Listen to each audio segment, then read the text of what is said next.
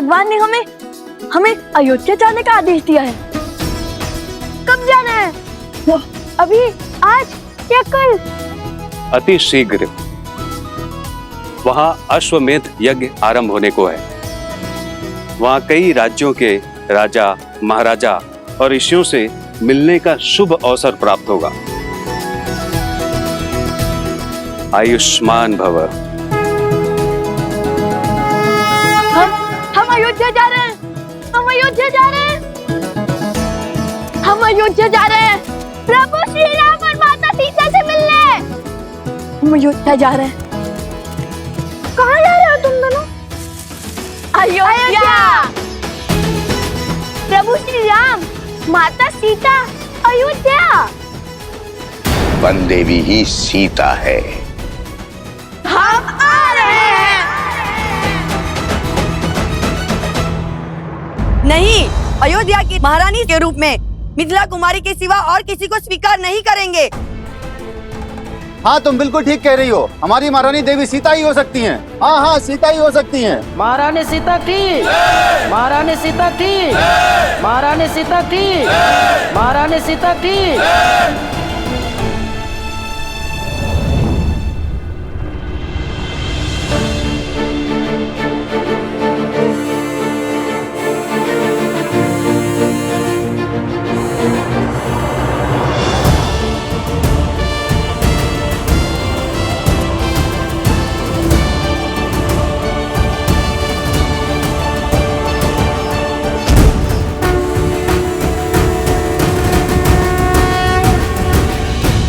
अयोध्या की महारानी आपके समक्ष है।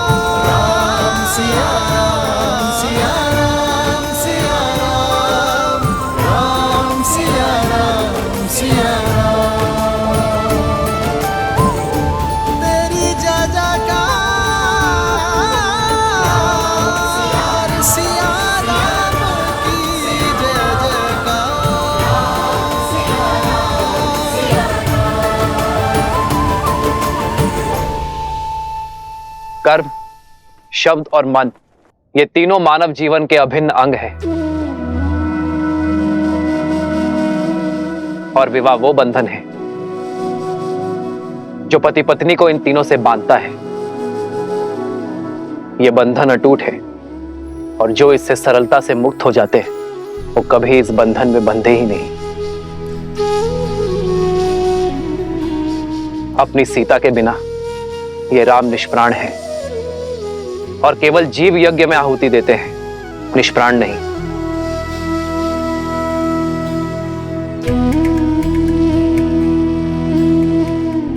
मेरी सीता मुझसे दूर अवश्य है, किंतु यदि मन एक हो तो तन की दूरी अर्थहीन हो जाती है। बिना कुछ कहे ही पति पत्नी शब्द और कर्म से जुड़ जाते हैं। मुझे अपनी सीता पर पूरा विश्वास है कि मेरी सीता जाग कहीं भी होगी, वो इस अश्वमेध यज्ञ में अर्घ अवश्य देगी। इसलिए मैं अपनी सीता का स्थान किसी और को नहीं दे सकता।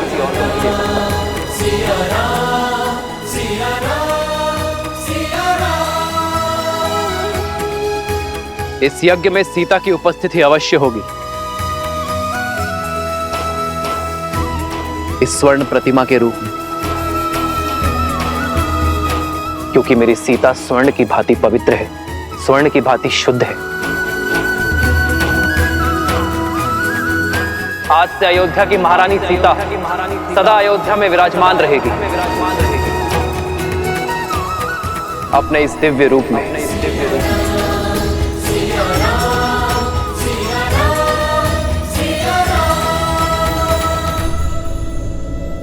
अब आप सभी विद्वान ये निश्चित करें कि मैं इस यज्ञ में आहुति देने का पात्र हूं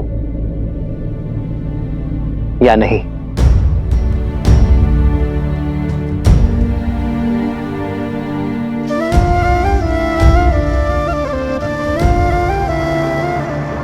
महारानी सीता ठीक, महारानी सीता ठीक, महारानी सीता ठीक, महारानी सीता ठीक, महारानी सीता ठीक, महारानी सीता ठीक। राम के दो मीठे बोल सुनकर साहस हारने की आवश्यकता नहीं है मित्रों। सहस्त्रमुख रावण के निर्देश की प्रतीक्षा करो। इस दाव का तोड़ उन्हीं के पास मिलेगा। धन्य हुआ आपसा शिष्य पाकर राजन। आपका निर्णय शास्त्रों और वेदों के अनुसार उचित है। कल प्रातःकाल हम विधिवत राज्यसभा में महारानी सीता की मूर्ति स्थापित करेंगे, वो भी आपके स्थान के निकट। आपके समर्थन के लिए धन्यवाद आचार्य।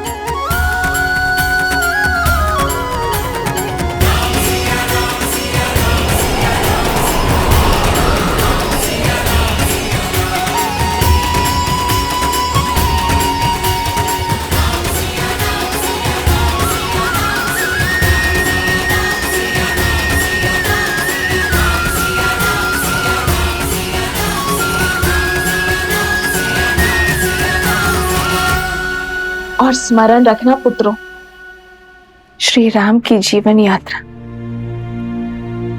निस्वार्थता का प्रमाण है। अपने सुखों को त्याग, प्रजा और राज्य की प्रसन्नता के लिए अपनी प्रसन्नता का त्याग और बलिदान का उदाहरण है। समझ गए माता, समझ गए। किंतु जब से हमें अयोध्या जाने का अवसर मिला है, तब से आप हमें त्याग और बलिदान के बारे में क्यों बता रही हैं? जो सत्य है वही बता रही हूँ। अच्छा तुम पूछो, तुम क्या जानना चाहते हो? अयोध्या को, उसके बारे में बताइए ना। उसके मार्ग कितना विशाल है, वन उपवन, उन सब के बारे में बताइए ना हमें। सब मुझसे ही पूछोगे या स्वयं जाकर भी देखोगे? माता, मन में प्रश्न आया। नहीं नहीं, तुम्हारे प्रश्न झेलने की क्षमता नहीं है मुझ में। मैं सोमकरण को बताता हूँ कि हम कल प्रातः प्रस्थान करेंगे।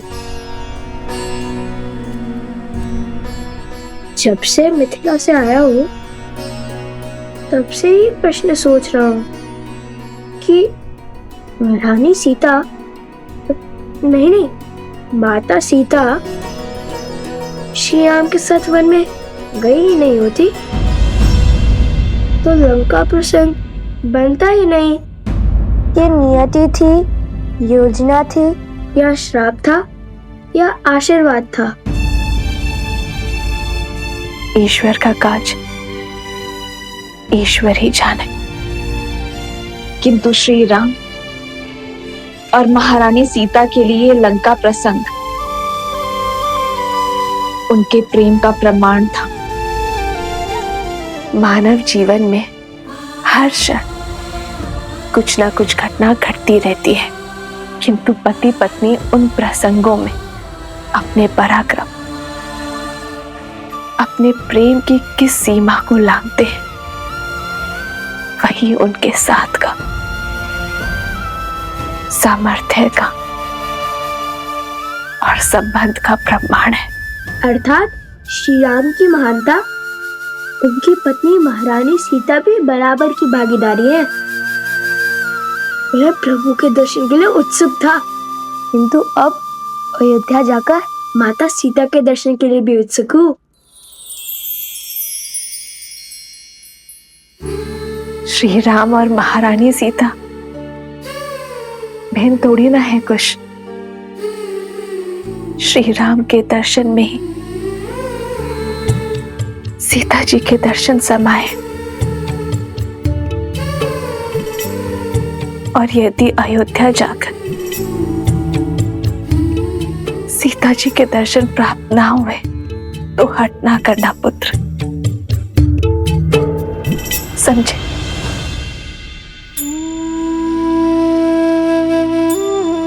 खुश?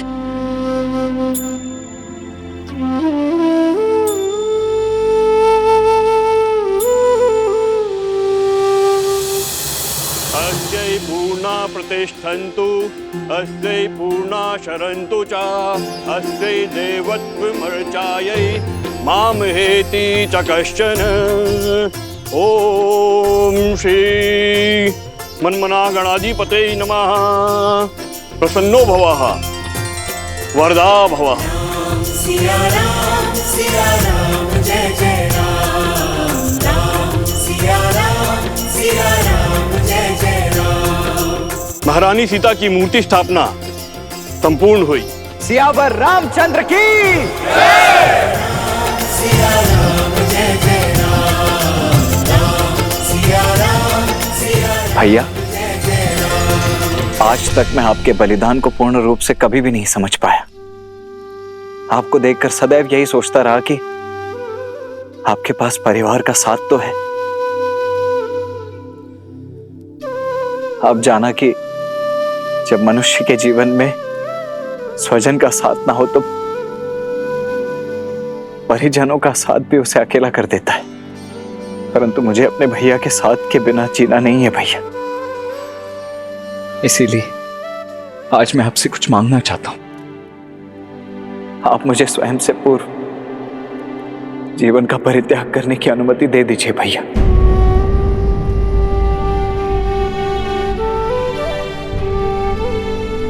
लक्ष्मण,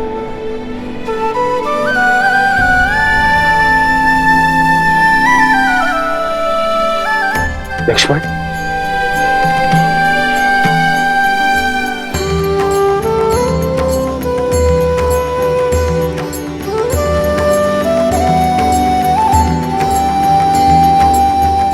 लक्ष्मण, त्याग और सेवा की पराकाष्ठा पार की है तुमने मेरे भाई।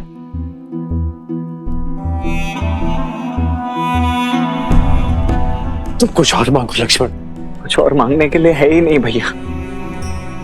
मुझे ज्ञात है आपको मेरी ये मांग, मेरा स्वार्थ, मेरा हट प्रतीत हो रहा होगा, परंतु मैं क्या करूं भैया। मैं आपके बिना जीने की कल्पना भी नहीं कर सकता। मेरे अंदर उतना साहस ही नहीं है। मेरी बस यही एक इच्छा है और यही एक मांग है।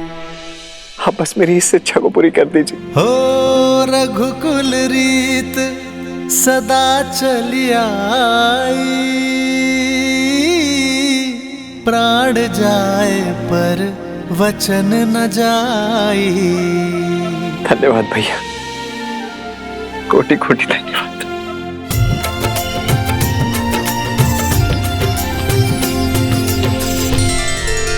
महाराज, मेरी भी एक इच्छा है।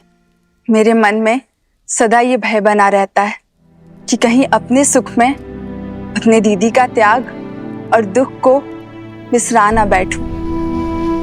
इसलिए वनवास में पहने गए उनके वस्त्र को मैं अपने पूजा स्थल पर रखकर उनकी पूजा करना चाहती हूँ। वो वस्त्र देने की कृपा करें।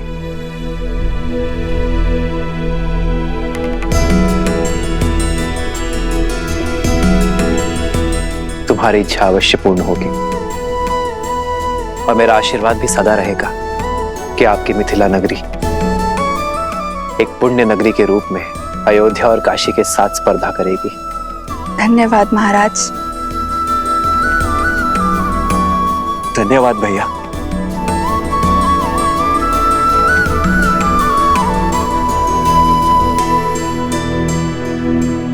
धन्यवाद मेरा नहीं, उस मिथिला का करो शत्रुघ्न, जिससे अयोध्या को ये 4 अनमोल रत्न मिले।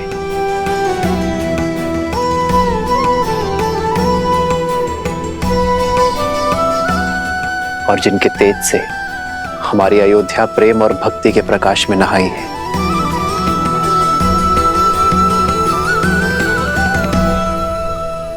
शीघ्र चलो कोश, समय बीता जा रहा है।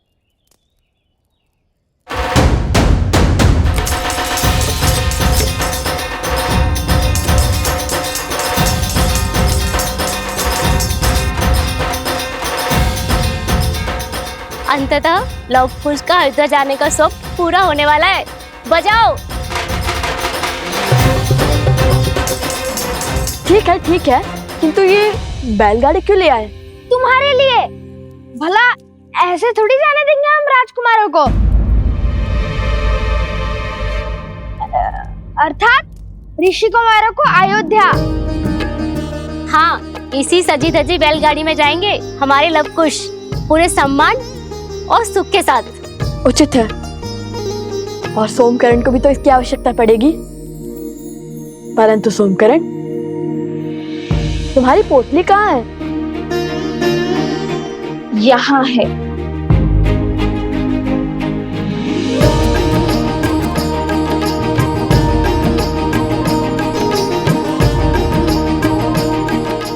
एक सोमकरण के लिए 3-3 पोटलियां। केवल सोमकरण नहीं, प्रसूता के साथ साथ तुम्हारे उपगुरु भी तुम्हारे साथ जाएंगे। क्या? हाँ, तुम्हारा ध्यान रखने के लिए और तुम दोनों भाइयों पर दृष्टि रखने।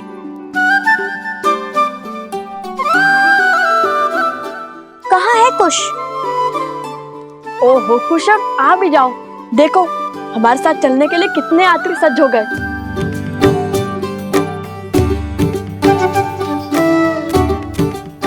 क्षमा करना, थोड़ा अधिक समय लग गया। ये नया धनुष किसके लिए? सोमकर्ण के लिए। मेरे लिए? हाँ, हम तो गायन और कला में लीन होने ही वाले हैं। कदाचित तुम्हारी रक्षा ना कर पाए। हर बार की भांति इस बार स्वयं अपनी रक्षा कर लेना। तो क्या हम अपने अस्त्र साथ नहीं ले जाएंगे? वीणा बजाकर रामायण का गान करने वाले को अस्त्र की क्या आवश्यकता है ना गुरुदेव? लाइए। क्या? वीणा। वीणा तो मेरे पास है नहीं।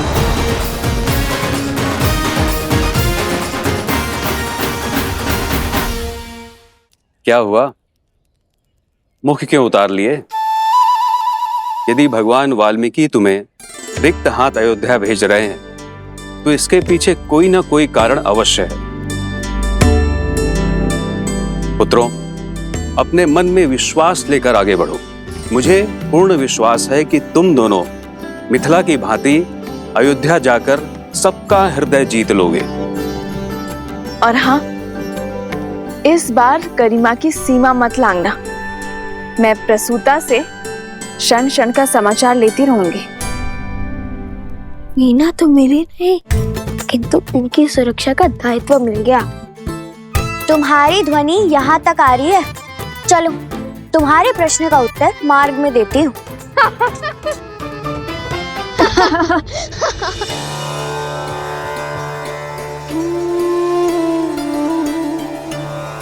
तुम्हारा सबसे बड़ा स्वप्न पूर्ण होने वाला है। जिस अयोध्या का आज तक केवल नाम सुना था, उसे देखने का सौभाग्य मिलने वाला है। धर्म की इस नगरी में बिताए एक एक क्षण को एक एक जन्म की भांति जीना। और हाँ, जब भी रामायण का गान करो तो सुनने वालों को अपने शब्दों और अपने भावों से उनकी यात्रा को सुख देना। अवश्य माता, हम ऐसा गीत गाएंगे कि सब मंत्र मुक्त हो जाएंगे, है ना कुश? हाँ माता, किंतु हमारे पास वीणा होती तो हमारा सुर और भी सुंदर हो जाता। परंतु छोड़िए, ईश्वर की लीला ईश्वर जाने।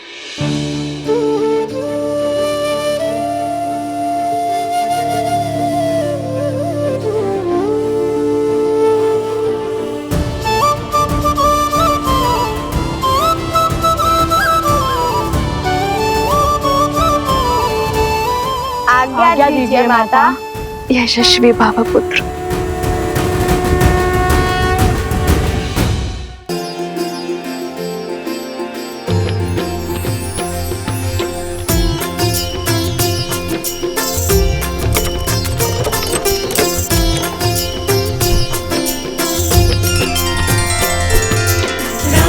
सिया राम जय जय राम, राम सिया राम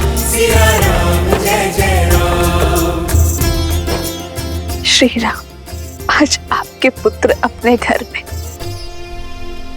अपने नगर में पग धरने वाले हैं। किंतु कितना अच्छा होता यदि मैं स्वयं आपको बता पाती कि रघुकुल के वंशज अपने राज्य में पधार रहे,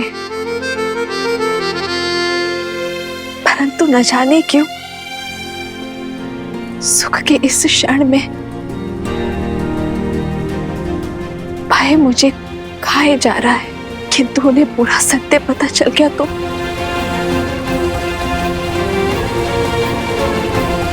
बस उनके कोमल हृदय को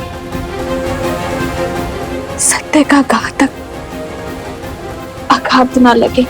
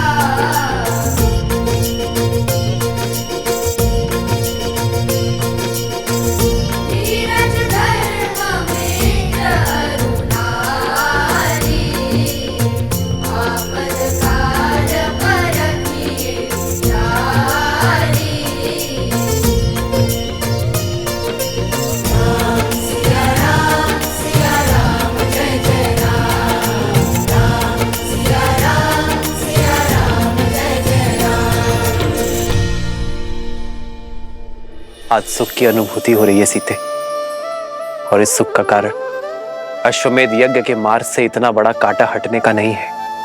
कुछ तो विशेष होने वाला है सीते। किंतु क्या ऐसा तो नहीं कि तुम कोई संदेश देना चाहती हो मुझे? श्री राम,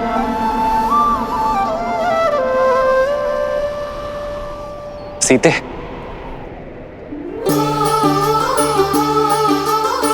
सीते,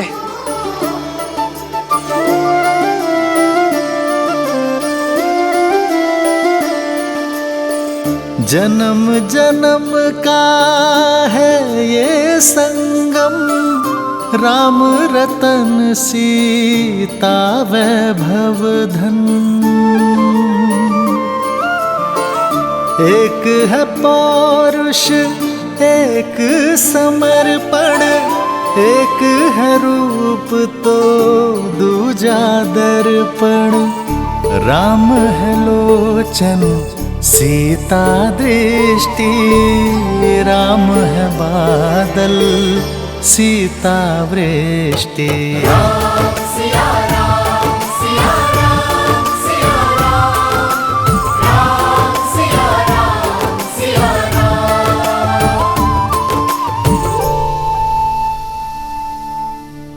सीते, ये कैसा अनूठा संबंध है हमारा, एक दूसरे से दूर रहकर भी एक दूसरे की मन की व्यथा समझ जाते हैं, किंतु मन में भय और शंका लिए मैं आपसे कुछ कहना चाहती हूँ आर्य।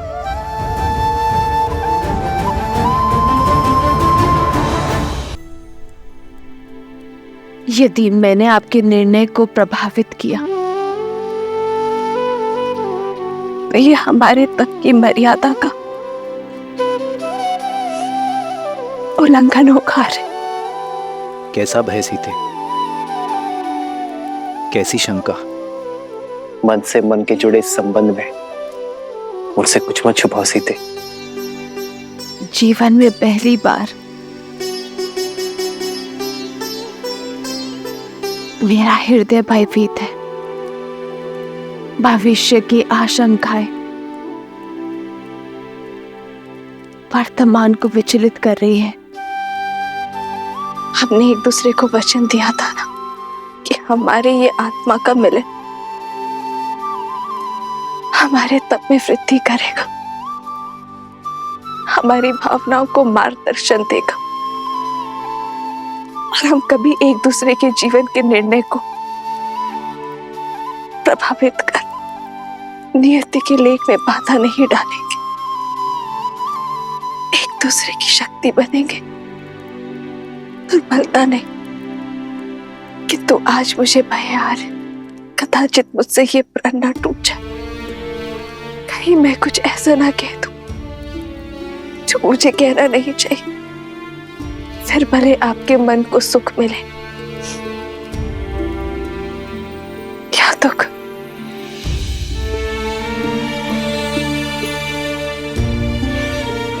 समझ गया सीते, इतने वर्षों तक तुम अकेले तप करती हुई आई और अब इस तप को भंग करने का कोई अर्थ नहीं है। सीते, तुमने मुझे अश्वमेध यज्ञ पूर्ण करने का मार्ग दिखाया है। कदाचित हमारे अंतर्मन की सीमा भी यही है।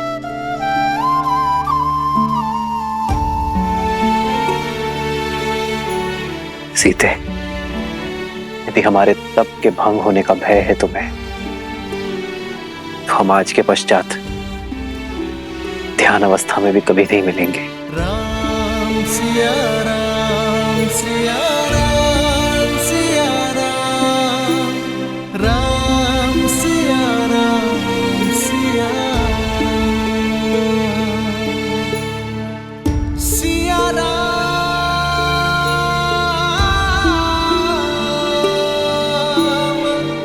सिया राम सिया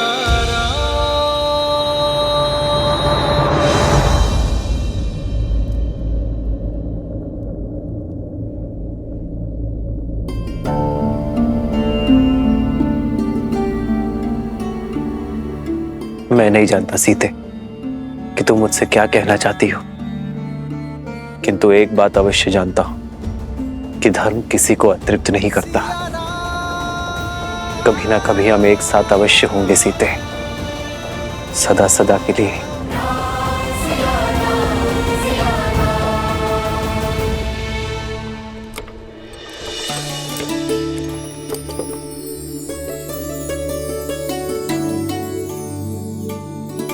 लड्डू, क्या तुम भी राम भक्त हो? कौन नहीं होगा ऐसे पराक्रमी और मर्यादा के धनी का भक्त। लव कुश,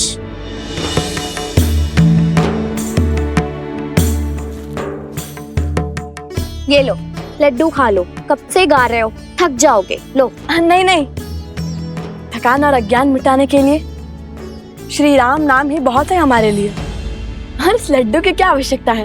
वैसे भी अयोध्या जाकर अश्वमेध यज्ञ की तैयारी में न जाने कितने प्रकार के पकवान मिलेंगे। चलो चलो, अब आगे बढ़ो, रुकने में समय व्यर्थ मत करो। ठीक है, मत खाओ, मुझे लगा तुम दोनों को अच्छा लगेगा। माता सीता ने दिए थे ना। माता सीता ने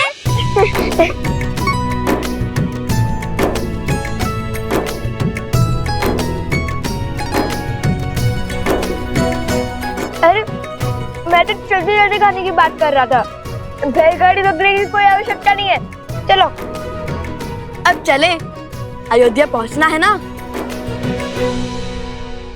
कोई बचाओ हमें, बचाओ हमें, बचाओ, बचाओ हमें, बचाओ हमें, बचाओ। अरे कोई बचाओ, अरे कोई बचाओ, मेरी मेरी बेटी को बचाओ, मेरी बेटी को बचाओ, मेरी पुत्री की रक्षा कीजिए, रक्षा कीजिए।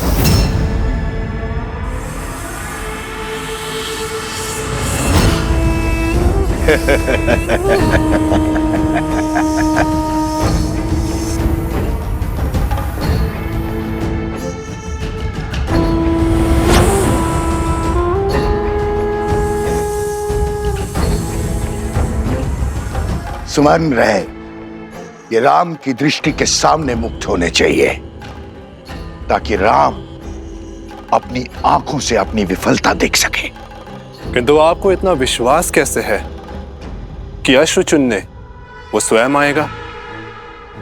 वो अयोध्या नरेश है, और ये कार्य तो वो किसी सेनापति से भी करा सकता है। यही तो अंतर है तुम्हारी और मेरी सोच में। शस्त्र की समझ से अधिक आवश्यक है शत्रु के व्यक्तित्व की समझ। राम अवश्य आएंगे।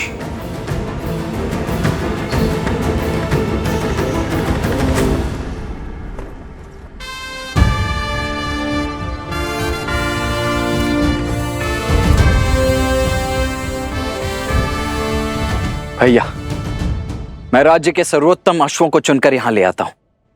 आप उन्हीं में से किसी एक का चुनाव कर लीजिएगा। जी भैया, और उन अश्वों को अभी सरयू घाट पर स्नान करवाया जा रहा है। वे आते ही होंगे। जब एक राम वहां जा सकता है तो इतने अश्वों को यहां लाने की क्या आवश्यकता है? एक सच्चा शासक सदा अपनी सुविधा से पहले साधन और संसाधनों को रखता है। जैसी आपकी आज्ञा है। आचार्य, लगता है अयोध्या के महाराज की सेवा में आपके पढ़ाए प्रशासनिक पाठ भूल गए सब।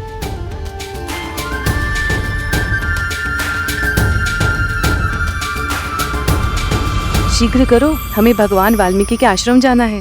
सारा सामान रथों में रखना शुरू करो। कोई कहीं नहीं जाएगा।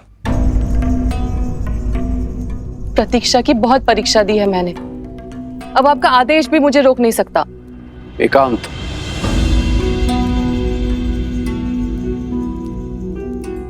हट मत करो सुनैना, तुम वहां नहीं जा सकती। क्यों नहीं जा सकती? मेरा हृदय चीख चीख कर कह रहा है कि वो मेरी सीता के ही पुत्र हैं, और सीता वहां भगवान वाल्मीकि के आश्रम में वनवासियों का जीवन जी रही है। हृदय तो मेरा भी यही कह रहा है, किंतु भूल गए इन बालकों ने क्या कहा था। उनकी माता ने उन्हें सीख दी है कि हमें बीते हुए कल की ओर नहीं, आने वाले कल की ओर देखना चाहिए। बीता हुआ कल ही तो आज की नींव है, उसे मैं कैसे भूल जाऊं? कौन है? कौन है? बचाओ हमें! कोई बचाओ हमें! बचाओ हमें! बचाओ! बचाओ!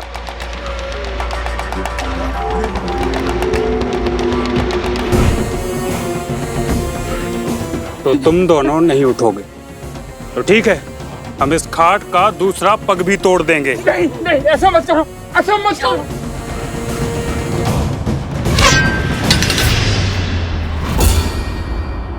ए, कौन है? सामने आओ।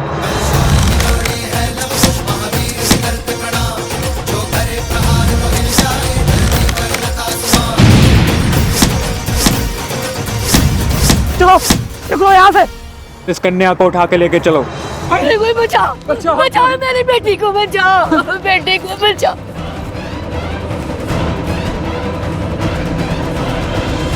सुनैना, भगवान वाल्मीकि त्रिकालदर्शी हैं, और यदि हमारी पुत्री सीता और उसके बालक उनके आश्रम में आश्रय पा चुके हैं तो क्या बिना उनकी अनुमति के वहां जाना उचित होगा? सुनैना, तुमने देखा नहीं वो बालक कितने मेधावी, तेजस्वी हैं, कितने प्रशिक्षित हैं। भगवान वाल्मीकि की इच्छा को समझो और उसे पूर्ण करने में उनका सहयोग दो। और ये भी तो हो सकता है कि श्री राम और सीता ने ये निर्णय मिल के लिया हो, तो हमें उनकी इस तपस्या को भंग नहीं करना चाहिए।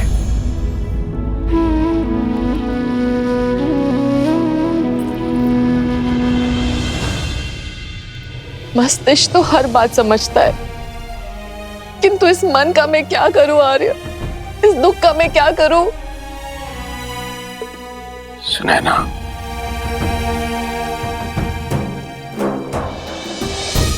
बीते हुए कल को तो हम नहीं बदल सकते, किंतु आने वाले कल की सुध तो ले सकते हैं। चलो अयोध्या चलते हैं।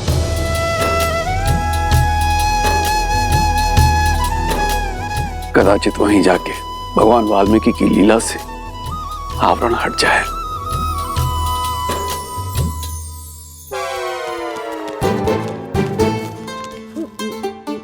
तुम ठीक हो? हाँ, वो तो लव कुश ने सबको मार भगाया, अन्यथा मेरा शौर्य देख दिया आप। अब चलो। कौन है? किसने हमारी सहायता की? हम भगवान वाल्मीकि के शिष्य और वन देवी के पुत्र हैं। आपकी करण पुकार सुनकर हम यहाँ आए हैं। पुत्र, हम वृद्ध और दृष्टिहीन हैं। हमारी पुत्री कहाँ है? वो दुष्ट कहीं उसे उठाकर तो नहीं ले गए? पुत्री, मेरी पुत्री की रक्षा कीजिए। वो जो कन्या यहाँ मूर्छित पड़ी थी, वो आपकी पुत्री है। हाँ, हाँ। आप दोनों बैठे क्यों हैं और उठकर उन दुष्टों से लड़े क्यों नहीं? हमने ब्राह्मणी सरस्वती का व्रत किया। हम इस घाट पर से उठ नहीं सकते, पर वो दुष्ट इस घाट के नीचे गड़े हुए धन को लेना चाहते हैं। उन्होंने हमारे 4 पुत्रों को मार डाला, हमारी घाट का पांव भी तोड़ डाला। बड़ी मुश्किल से हमारी पुत्री ने ये 4 भाई बचाई है, और अब उनकी शक्ति दिनों दिन बढ़ती जा रही है।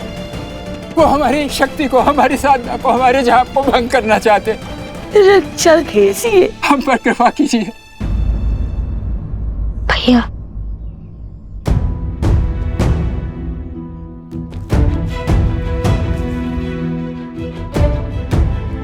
भैया शीघ्र अतिशीघ्र अयोध्या पहुंचे या इनकी पुत्री को बचाएं।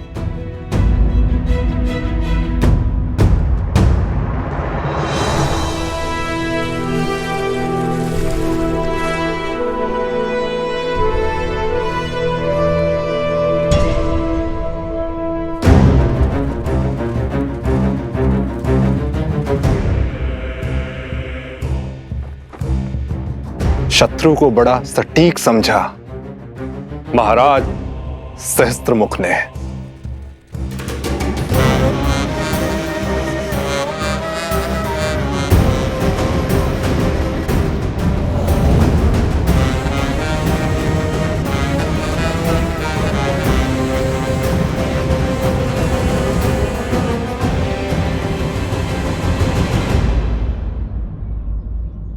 अपने आप से पूछो कि यदि श्री राम यहाँ होते तो वे क्या करते? अश्वमेध यज्ञ। यदि श्री राम हमारी आयु के होते तब वे क्या करते? वो तो अपने सैनिकों को उनके पीछे भेज देते। श्री राम तो राजकुमार थे ना। यदि श्री राम ऋषि वशिष्ठ के आश्रम में होते तब क्या करते? तब तो वो अवश्य ही अपने अनुज का परामर्श लेते। उस समय श्री लक्ष्मण भी तो उनके साथ थे। तो मैं भी तो वही कर रहा हूँ, अपने अनुज का अर्थात तुम्हारा परामर्श ले रहा हूँ। अब बताओ वे क्या करते?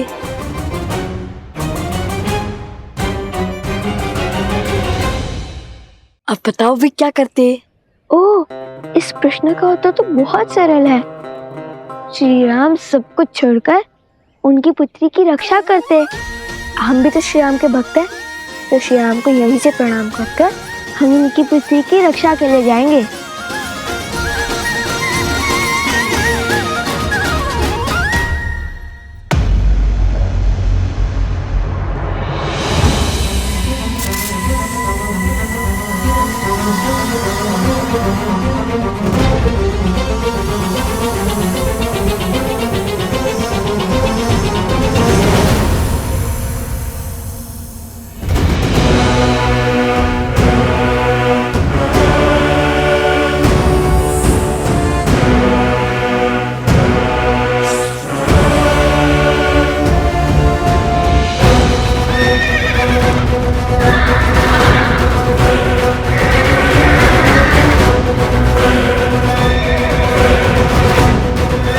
अरे ये क्या कर रहे हैं?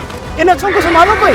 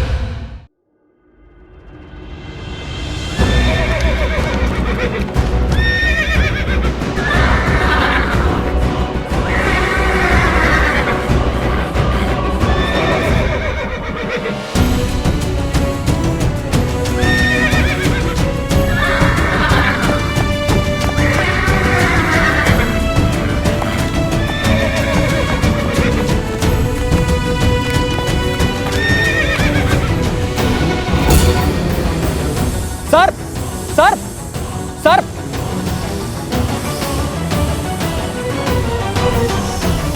रुको, ये भी जीव है, किसी की कुनीति का साधन। ना ये हमें संकट पहुंचा रहे हैं और ना ही हम इन्हें क्षति पहुंचाएंगे।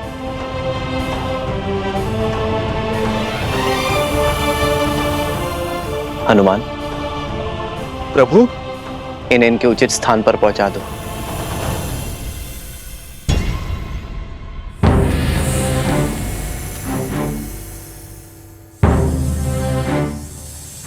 अश्वचैन की पूजा से पहले ऐसी घटना घोर अपशकुन है राम।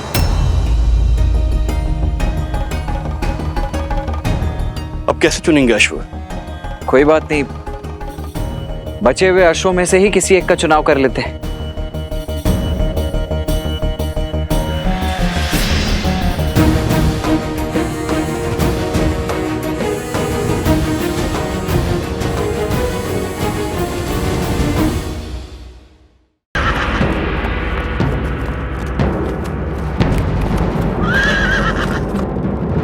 अश्वचैन की पूजा से पहले ऐसी घटना घोर अपशकुन है राम। अब कैसे चुनेंगे अश्व? कोई बात नहीं, बचे हुए अश्वों में से ही किसी एक का चुनाव कर लेते हैं।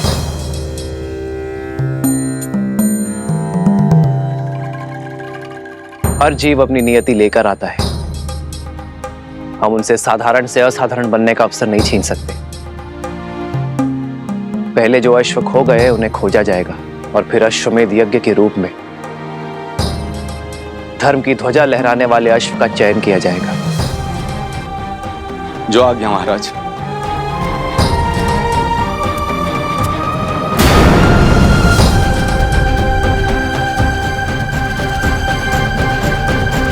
ध्यान से सुनो, तुम सब यही रुको और इन वृद्ध दंपत्ति की रक्षा करो। मैं और भैया उन दुष्टों से इनकी पुत्री को बचा कर लाते हैं। आप चिंतित ना हो, निश्चिंत रहिए, शीघ्र ही आपकी पुत्री यहाँ होंगी। आयुष्मान हो। चलिए भैया। भैया, सोमकर्ण को भी ले चले। क्यों? तुमने तो कहा था कि मैं सदा फंस जाता हूँ। तभी तो साथ ले जा रहे हैं। हमारी दृष्टि के सामने फंसोगे तो हमें तुम्हें बचाने में सरलता होगी। यहाँ आए और पता चला तुम खो गए, फिर कहाँ खोजते रहेंगे तुम्हें। चलो अब।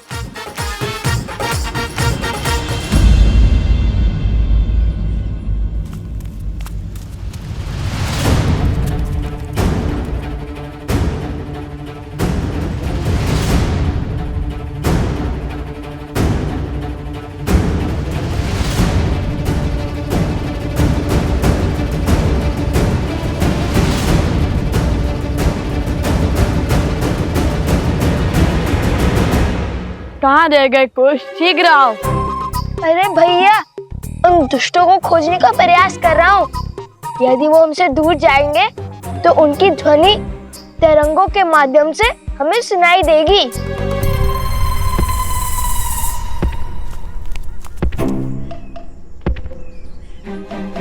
कुछ सुनाई दिया?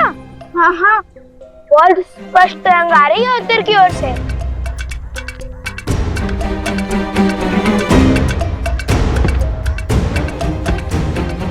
अरे हाँ, मुझे भी सुनाई दे रहा है। तरंग बहुत ही निकट से आ रही है, अर्थात वो उद्दंडी स्वयं ही हमारे पास में फंसने आ रहे हैं। कैसा पाश? वही जो तुम दोनों ने बिछाया होगा। तुम केवल भूमि से ध्वनि तरंग सुन रहे हो, पवन में आ रही ध्वनि नहीं। ये कोई दुष्ट नहीं, मदमस्त गज है। वो उस ओर से आ रहा है। गज?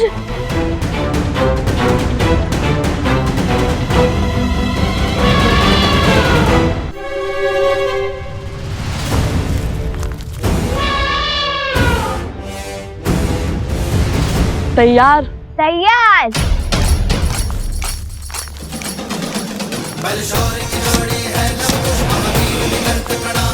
जो करे प्रहार तो हिल जाए धरती पर आकाश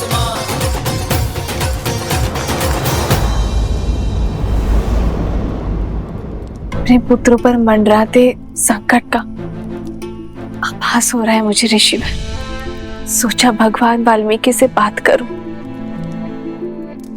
किंतु वो ध्यान में लीन है। आप निश्चिंत रहिए, मैं भगवान वाल्मीकि से बात करूंगा। आप अपनी कुटिया में विश्राम कीजिए, मैं अति शीघ्र भगवान वाल्मीकि का संदेश आप तक लेकर आता हूं।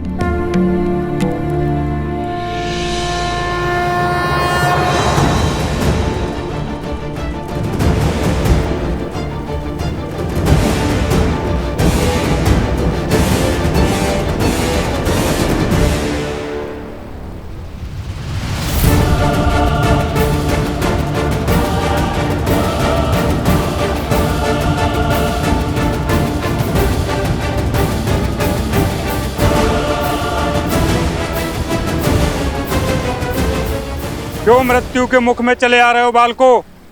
लौट जाओ। लौटना तो तुम्हें होगा। छोड़ दो उस कन्या को और वचन दो कि कभी उन वृद्ध दंपत्ति को नहीं सताओगे। हमसे मुक्ति चाहते हो तो इन्हें मुक्त करो। राम भक्त हैं हम, शब्दों से डिगेंगे नहीं। अच्छा, तो फिर आओ और ले जाओ इसे।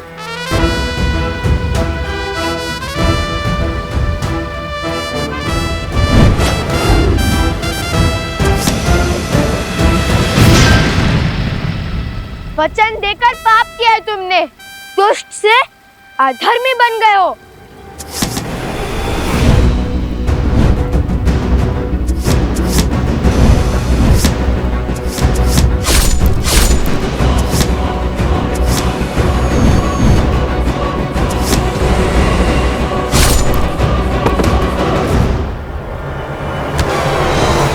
अरे तनिक बल से प्रत्यंचा खींचो सोमकर। देखो ऐसे।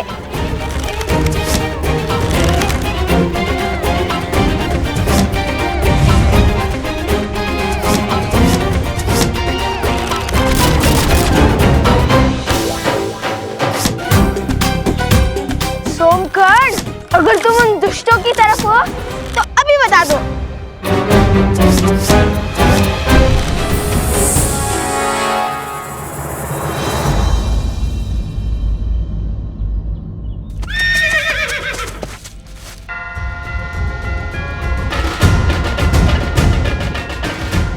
लगता है अश्व आस पास ही है।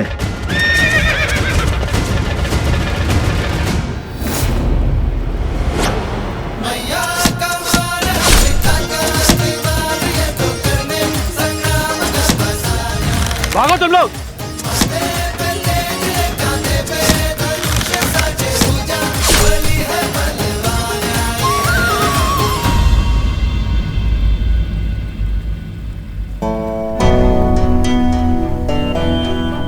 उठो, आंखें खोलो।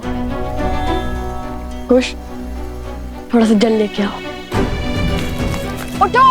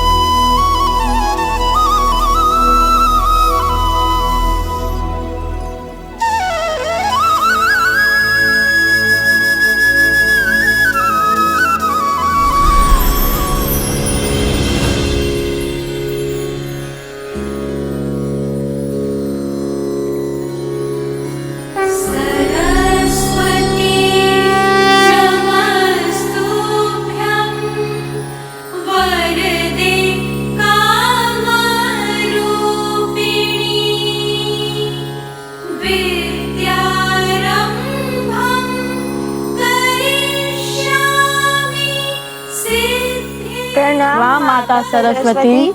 लवकुश, तुम दोनों ने ही पराक्रम की प्रकाष्ठा पार की है। मैं तुम दोनों से ही अत्यंत प्रसन्न हूं।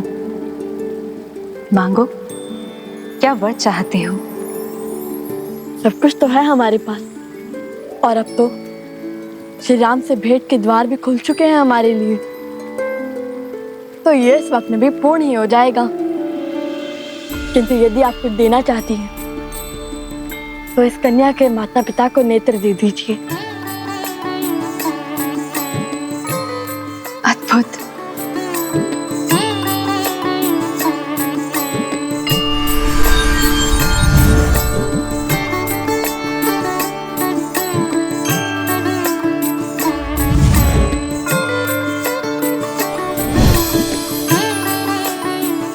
ये भगवान विष्णु का प्रतिरूप दिव्य शालिग्राम है। ये उस दंपत्ति को दे देना, उनकी दृष्टि लौट आएगी।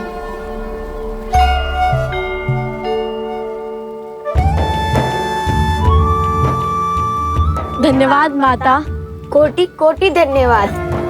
तुम दोनों ने अपना स्वार्थ छोड़ के दूसरों का कल्याण चुना। तुम दोनों का अपनी इच्छाओं पर पूर्ण नियंत्रण है। ये दुष्ट तुमने परास्त किया है, ये इच्छाओं का स्वरूप है। कुछ समझ नहीं आया माता।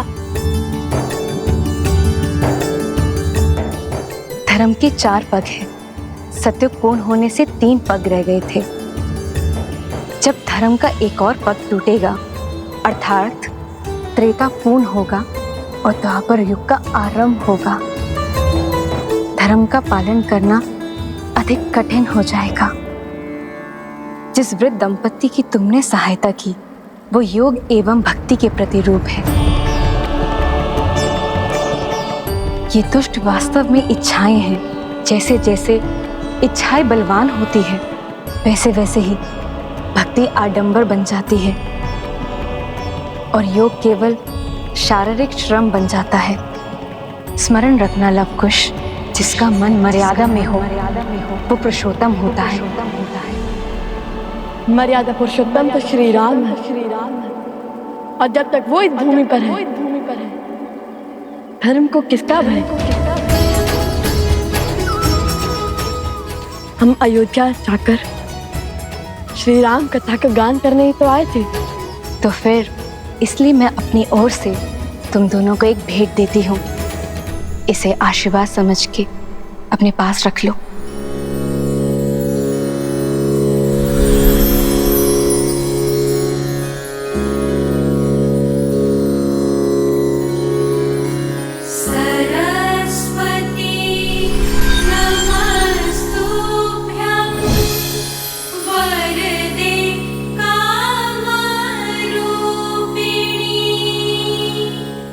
कला अंतर मन के भाव को स्पष्ट करती है और ये वीणा तुम्हारे मन के भावों को ध्वनि देगी। इस वीणा के साथ राम कथा का गायन करोगे, वो कथा समय के अंत तक अमर हो जाएगी। धन्यवाद माता, कोटि कोटि धन्यवाद।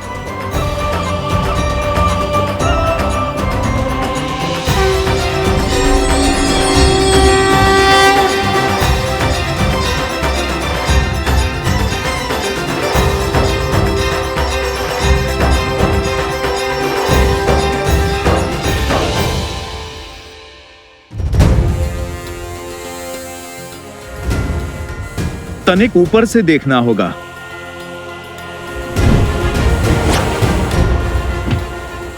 जय श्री राम।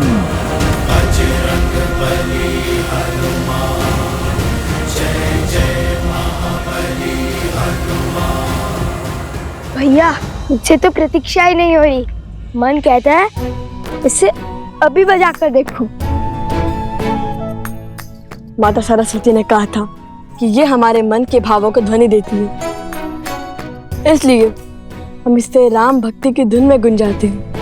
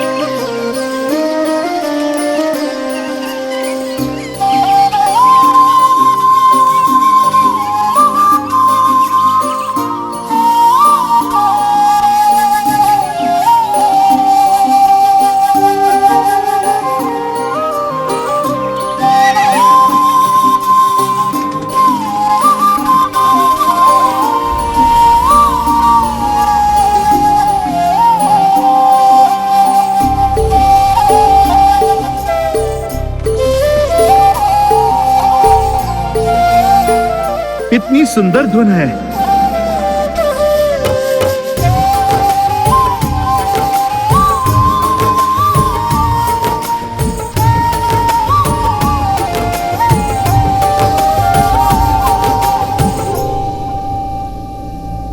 गुरुवर,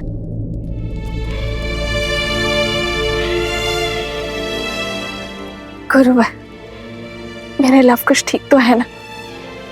क्या कहा भगवान वाल्मीकि ने? सब कुशल मंगल है देवी। वैसे भी जब पिता के कार्य में पुत्र निमित्त बने तो उससे अधिक शुभ और क्या हो सकता है। भैया, ये अश्वतनिक अशांत लग रहा है। वो इसलिए क्योंकि अश्व हमेशा वन में वृक्षों के बीच टोली में घूमते हैं ताकि उनकी रक्षा हो सके, और ये अश्व अकेला है, वृक्षों से भरे वन में विचरण कर रहा है। सिंहों का आखेट बन सकता है। क्या पता ये अश्विन कुमार में से एक हो। वैसे भी पग पग पर हमारी परीक्षा हो रही है।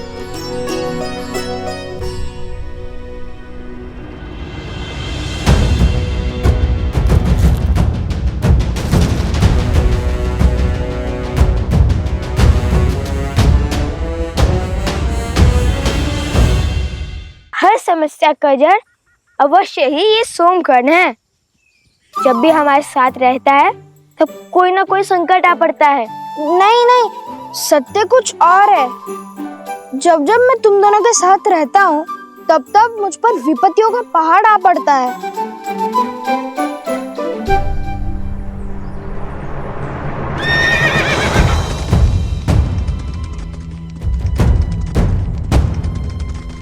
संभाल कर मित्र, चोट लग जाएगी।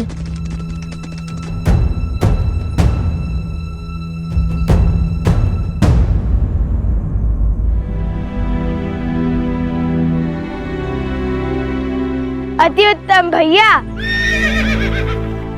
ये तो अधिक उत्तेजित लगता है। जब मुझे उत्तेजना होती है तब माता मुझे राम नाम स्मरण करवाती है। तुम भी राम नाम का स्मरण करो मित्र। कुछ और सोचना पड़ेगा। सोच लिया।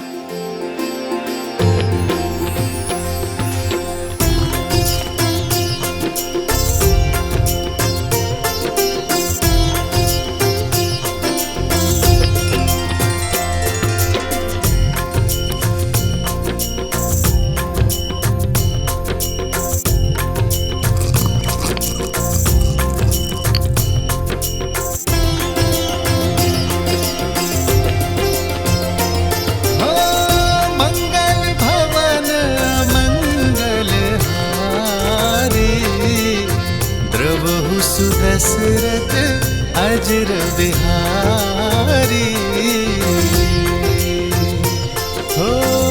होई सोई जो राम रचि राखा को करी तरन बढ़ावे साखा।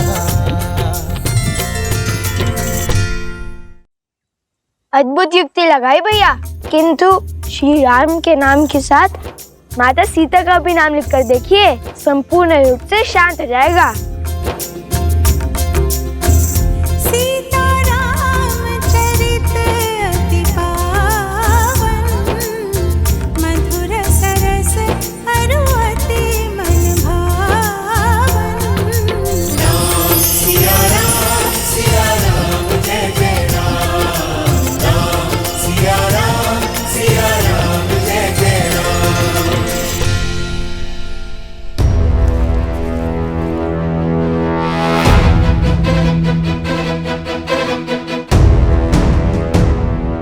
वो रहा अश्व।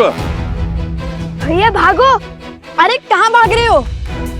विपत्ति से दूर। पहले तुनीर का चोर समझकर हमारे पीछे भागे, उसके बाद वो अश्व का स्वामी, और अब इसे खोजने भी कोई आ रहा है। जिनका अश्व है वो आ गए हैं।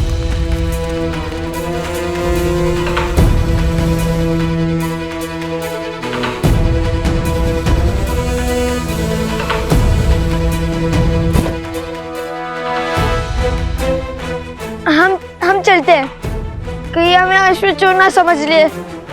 इन्हें समझाने लगे तो अयोध्या जाने का अवसर छूट जाएगा। बात तो उचित है। ठीक है मित्र, अपना ध्यान रखना। हम चलते हैं। यदि प्रभु श्री राम ने चाहा तो फिर भेंट होगी।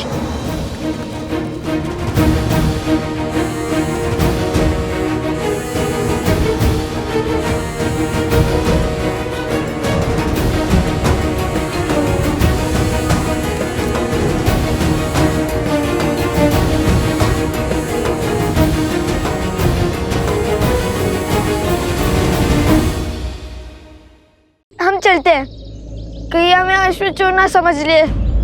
इन्हें समझाने लगे तो अयोध्या जाने का अवसर छूट जाएगा।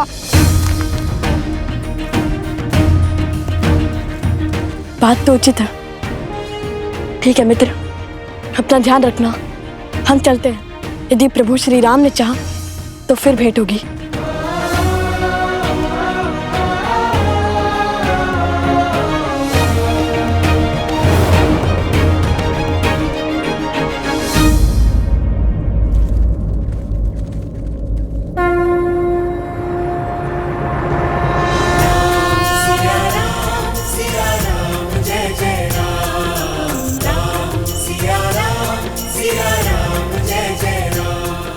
माता सीता और प्रभु का नाम किसने लिखा है इस अश्व पर?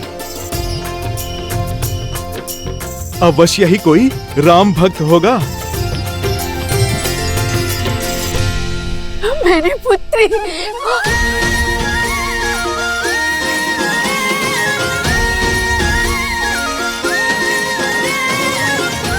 जय श्री राम, जय श्री राम।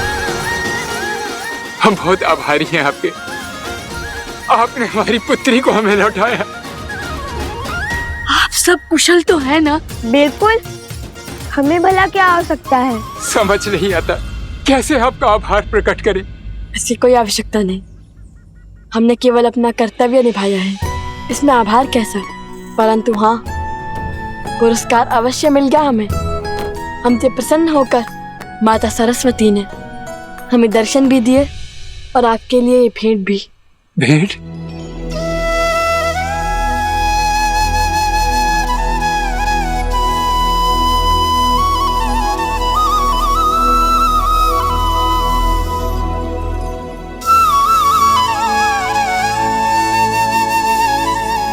ये तो साक्षात नारायण का स्वरूप शालिग्राम प्रतीत होता है। ये शालिग्राम ही है, और यदि ये माता सरस्वती ने दिया है तो इसमें अवश्य ही कोई गुण बात होगी।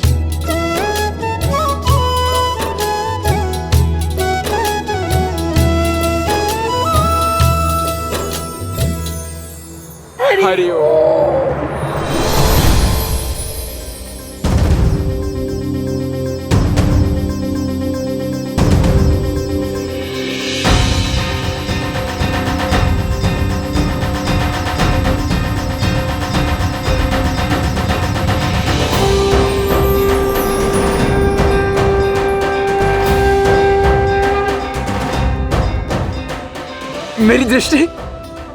मेरी दृष्टि वापस आ रही है। मैं अपनी पुत्री को देख सकता हूँ। मेरी दृष्टि वापस आ गई।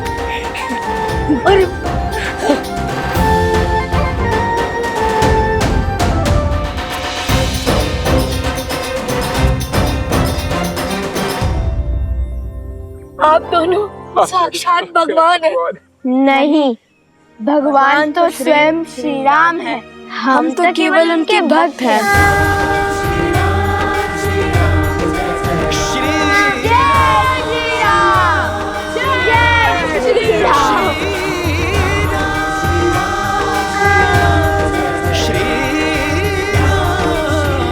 प्रभु, जब तक हम पहुंचे तब तक वो राम भक्त जा चुके थे।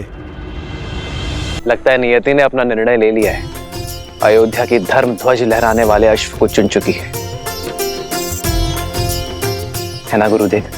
हाँ, अब इस अश्व पर संसार की धुरी का नाम है। राम के नाम से शुभ और क्या हो सकता है महाराज? नहीं आचार्य,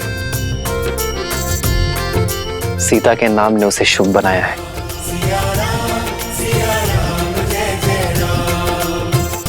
कल अयोध्या की धरा में अश्वमेध यज्ञ का शंखनाद होगा।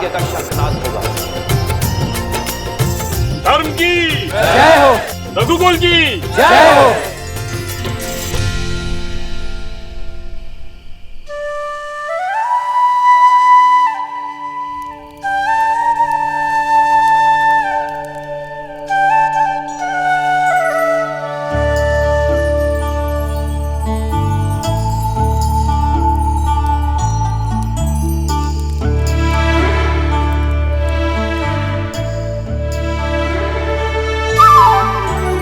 लुतरा रही तो सोते क्यों नहीं?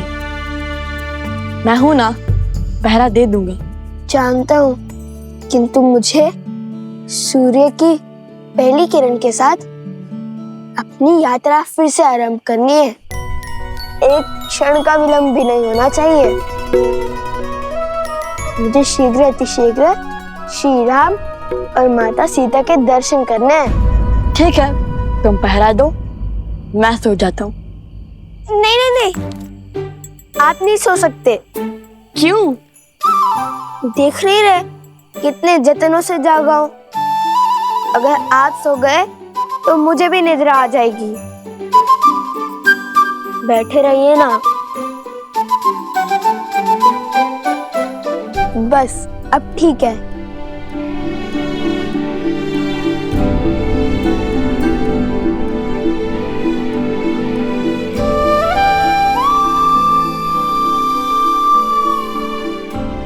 कितने भोले हैं ये। इन्हें लगता है राजकुमारी सीता अभी भी अयोध्या में ही है।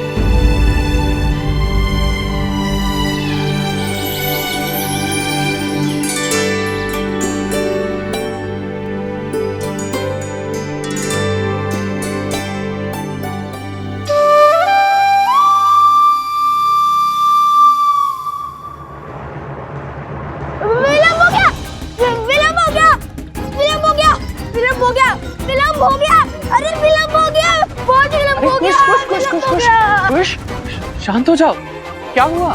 लव भैया कहाँ है? लव? मैं यहाँ हूँ।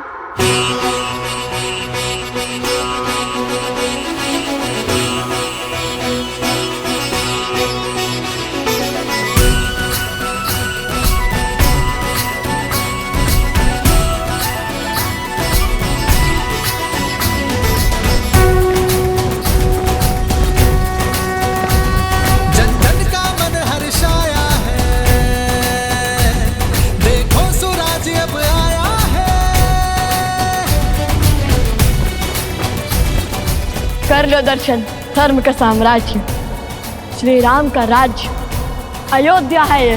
कर स्थापित मर्यादा, संसार के पाप को हर कुंठा करने तारम, हरि आए हैं बन के नर। लगता है ये सब अश्वमेध यज्ञ देखने आए हैं।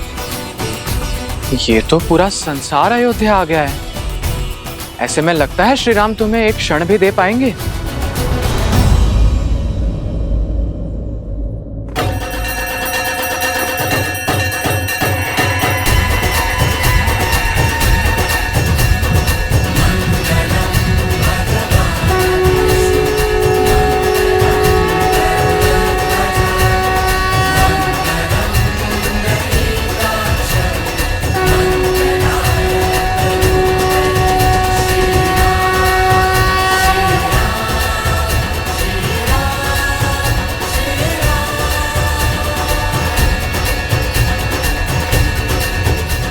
यह शंखनाद अश्वमेध यज्ञ के आरंभ का सूचक है।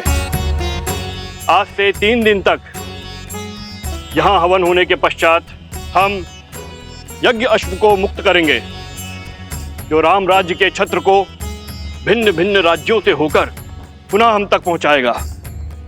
अश्व के लौटने के साथ ही यह यज्ञ पूर्ण हो जाएगा। अब अनेकों राज्यों के राजा जो इस यज्ञ में अपना समर्थन और साथ देने आए हैं, वो श्री राम को सम्मान स्वरूप अपनी अपनी ध्वजाएं भेंट करेंगे, जो अटूट संधि का प्रतीक है। और इसी भांति एक एक करके सहस्त्रों राज्यों की ध्वजाएं अयोध्या और धर्म के संरक्षण में लहराती रहेंगी।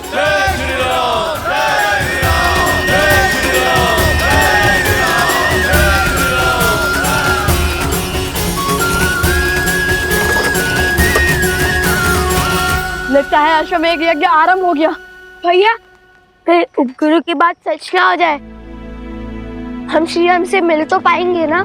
जो साहस नहीं हारते कुश, हमें हमारे आराध्य के दर्शन अवश्य मिलेंगे। काशी नरेश अपने ध्वज के साथ पधार रहे हैं।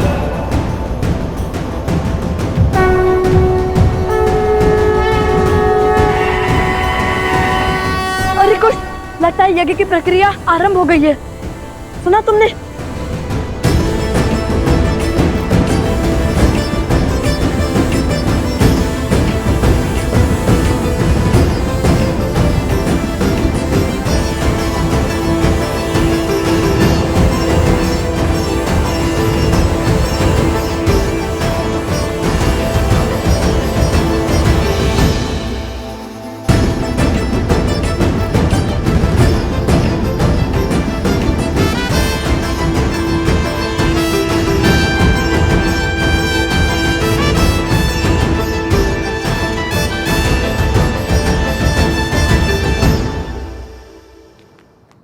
वो देखो, काशी का ध्वज।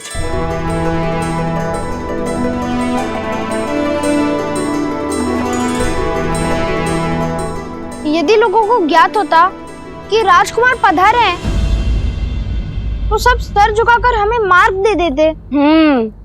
वो तो सही है, किंतु हम ऋषि कुमार हैं, राजकुमार नहीं।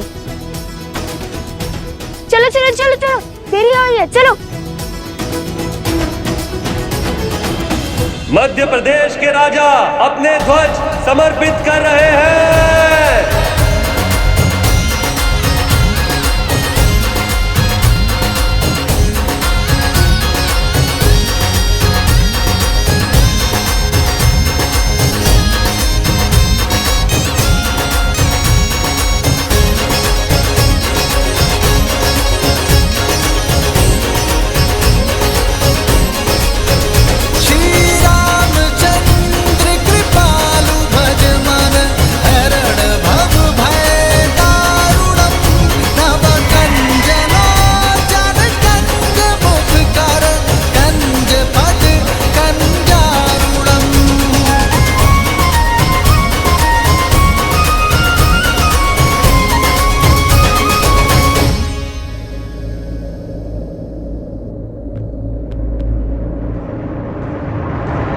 रुको, पीछे हटो। ऋषि कुमारो, क्षमा करना, आप अंदर प्रवेश नहीं कर सकते। बटुकों के लिए भोजन शयन आदि का प्रबंध उस ओर है, वहां जाएं। हमें ना भूख है ना प्यास, हमें है आस श्री राम से मिलने की। आप क्यों चिंता करते हैं महाराज? यहाँ यज्ञ तो कई दिनों तक चलेगा। कृपया हमें हमारा कार्य करने में सहायता करें और आगे से बाईं ओर मुड़ जाए। किंतु वो तो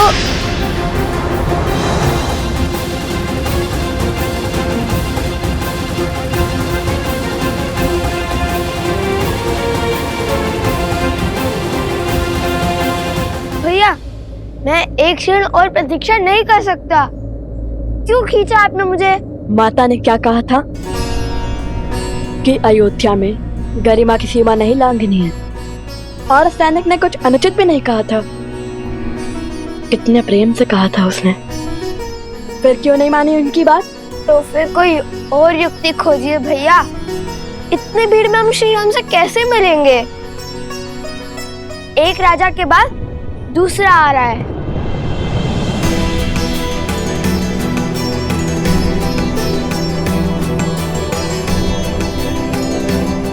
उचित कहता है सोम, हम राजकुमार होते तो अब तक मिल लेते श्री राम से।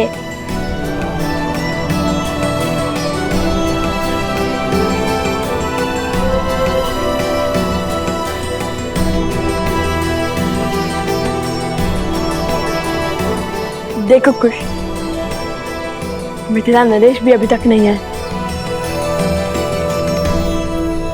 यदि आते तो सबसे पहले हमें उनका ध्वज दिखता। और मिथिला नरेश तो हमें जानते हैं, वे अवश्य ही हमें श्री राम तक ले जाएंगे।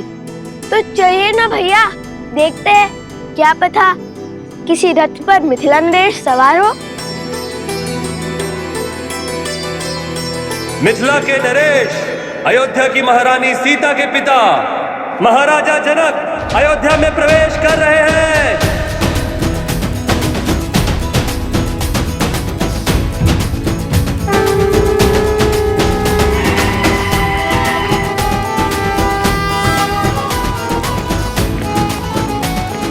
महाराज महाराज महाराज महाराज जनक की, महाराज जनक की, महाराज जनक की, महाराज जनक की, महाराज जनक की, महाराज जनक की, महाराज जनक की, महाराज जनक की, महाराज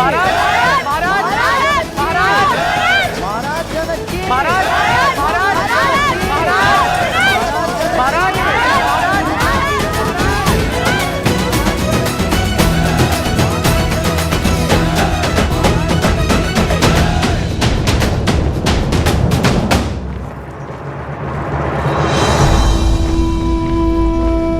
भैया, हम पग पग पर रुके तो पता नहीं कब महाराज से मिलेंगे और कब माता सीता के दर्शन होंगे। अब क्या करें भैया, यहाँ तो सहस्त्र साधु संत हैं।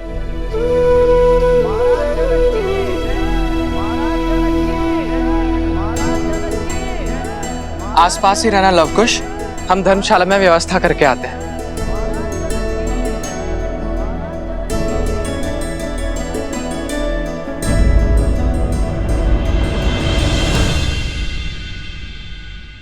महाराज जनक की, महाराज जनक की, महाराज जनक की, महाराज जनक की।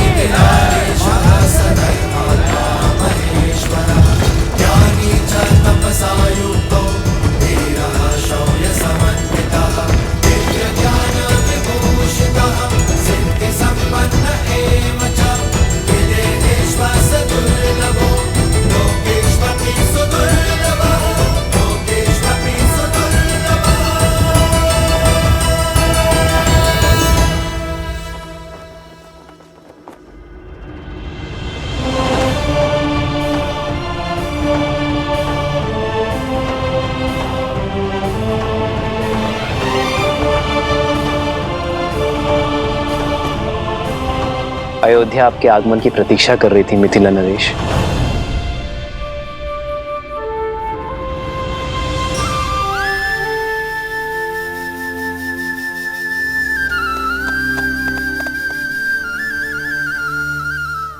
भैया, यदि सैनिक हमें ऐसे ही दान भोजन में व्यस्त रखेंगे तो हम श्री राम और माता सीता से कैसे मिलेंगे? माता कहती है कि कई बार दृष्टिकोण बदलने से समस्या का हल अवश्य मिल जाता है। कुश, हमारा लक्ष्य श्री राम और माता सीता है। दृष्टिकोण बदलने के लिए या तो हमें कुछ ऐसा करना होगा जिससे हम श्री राम के पास जाए, है तो श्री राम हमारे पास आए। भैया, हम कौन से बड़े महान राजा, साधु या फिर कलाकार हैं जो महाराज हमसे मिलने आएंगे या हमें अपने पास बुलाएंगे? अगर माता ने गरिमा में नहीं रहने को कहा होता तो मैं अपनी बाण से ऐसी कला दिखाता कि मिथिला की भांति अयोध्या हमारे नाम का गुणगान गाती। तो साधारण से ऋषि कुमार से अयोध्या नरेश क्यों मिलने आएंगे?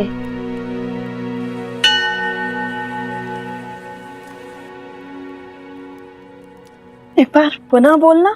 दो साधारण से ऋषि कुमार? ये नहीं, उससे पहले जो बोला था। भानु से कला का प्रदर्शन? उससे भी पहले। हम कौन से कोई महान राजा, साधु या कलाकार है। क्यों? सत्य ही तो कहा था मैंने।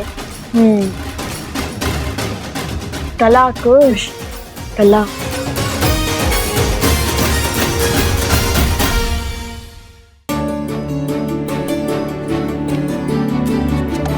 अवश्य ही भगवान वाल्मीकि को यह आभास था कि कोई भी हमें इतनी सरलता से अयोध्या के राजमहल नहीं जाने देगा। इसलिए उन्होंने राम कथा के गान का आदेश दिया था हमें। चलिए भैया।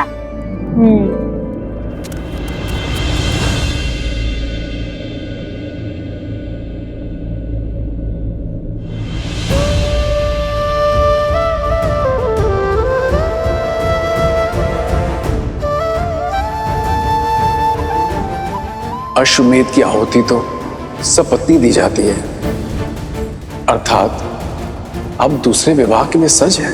जब आप अयोध्या पधारिएगा तो स्वयं मेरी पत्नी को देखिएगा।